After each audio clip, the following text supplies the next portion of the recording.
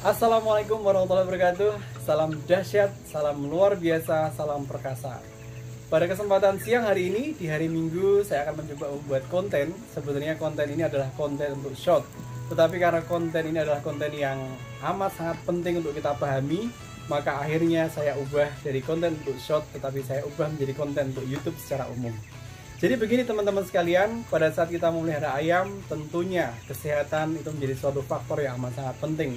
Dan ternyata di zaman modern ini tidak cuma sekedar sehat, tetapi dia juga harus tumbuh optimal. Berbeda dengan orang yang memelihara ayam sebagai kelangenan, sebagai hobi. Sehat saja cukup, tidak perlu dia tumbuh optimal. Tetapi karena di industri broiler modern ini adalah industri yang bersifat biologi atau yang sering disebut sebagai biological engineering, maka kita harus mempertimbangkan faktor-faktor yang berdampak terhadap pertumbuhan itu sendiri.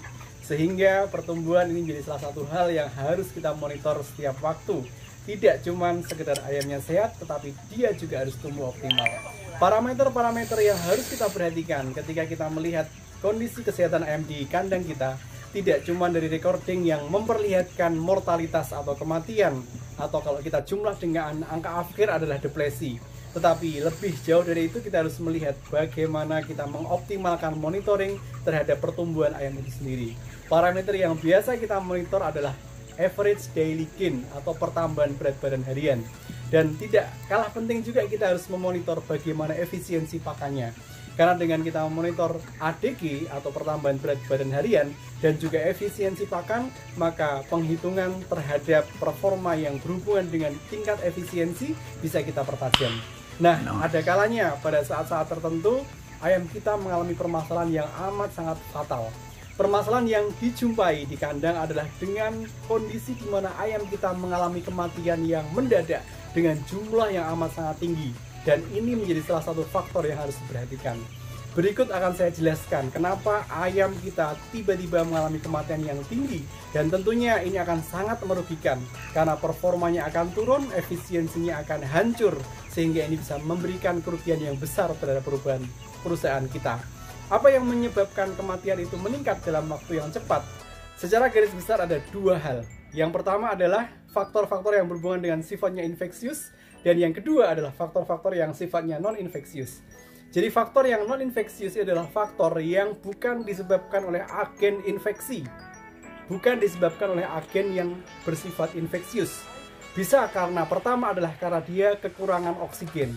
Kita bisa bayangkan pada saat ayam kekurangan oksigen, maka kondisi di mana fungsi fisiologi dia akan mengalami gangguan dan pada akhirnya akan mengalami kematian. Dan ini biasa terjadi di kandang closed house dengan setting yang fatal karena listrik mati, karena ada masalah dengan kipas, karena ada masalah dengan genset sehingga ayam kekurangan oksigen dan mengalami kematian dalam jumlah yang tinggi. Faktor yang kedua adalah adanya faktor kepanasan oleh suhu yang tinggi. Suhu yang tinggi ternyata juga menyebabkan broiler modern ini semakin susah untuk membuang kelebihan panas tubuhnya. Sehingga dengan kondisi ini dia akan mengalami apa yang sering kita sebut sebagai heat stroke. Jadi heat stroke ini adalah kondisi di mana ayam mengalami kematian yang tinggi oleh adanya suhu yang panas yang disebabkan oleh kelalaian dan kesalahan kita dalam mengoperasionalkan settingan khusus. Faktor berikutnya yang non-infeksius adalah situasi ketika ayam mengalami keracunan. Keracunan ini bisa disebabkan keracunan dari pakan, namun juga bisa disebabkan oleh keracunan dari air yang kita berikan. Air yang mengandung bahan-bahan yang meracuni ayam juga akan menyebabkan kematian yang tinggi. Demikian juga pada saat kita mencampur antibiotik terlalu overdosis juga menyebabkan kematian yang tinggi, dampaknya adalah keracunan. Dan ketika memberikan disinfeksi air dengan disinfeksi yang salah juga akan menyebabkan ayam keracunan dan mengalami kematian yang tinggi. Nah, kemudian faktor yang berikutnya yang terkategorikan sebagai faktor non-infeksius adalah faktor yang disebabkan oleh karena kondisi di mana ayam akan berdampak terhadap fisiologi oleh mismanagement secara umum karena lemahnya kita mendeteksi ketidaknyamanan dalam tubuh ayam. Oke, baik. Yang berikutnya adalah faktor yang terkategorikan oleh faktor yang sifatnya infeksius. Faktor yang masuk dalam kategori infeksius ini disebabkan oleh bibit penyakit atau kuman. Bisa oleh virus, bisa oleh bakteri, dan juga bisa oleh protozoa. Bahkan beberapa kasus di mana kematian ini amat sangat tinggi kejadiannya bisa disebabkan oleh kombinasi antara virus dengan bakteri. Dan inilah yang menyebabkan situasi kematian yang sangat tinggi dalam waktu yang mendadak, dan ini tentunya akan berdampak terhadap pencapaian performa ayam broiler modern itu sendiri.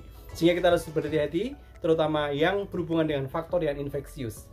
Perbedaan antara faktor non-infeksius dengan yang infeksius ini bisa kita monitor dari situasi gejala awal ketika hal tersebut disebabkan oleh faktor yang infeksius. Ketika ayam terpapar oleh agen penyakit, baik itu virus, baik itu bakteri ataupun parasit, maka pada fase awal ketika terjadi kejadian tersebut akan mengindikasikan gejala-gejala yang muncul yang diawali oleh penurunan nafsu makan.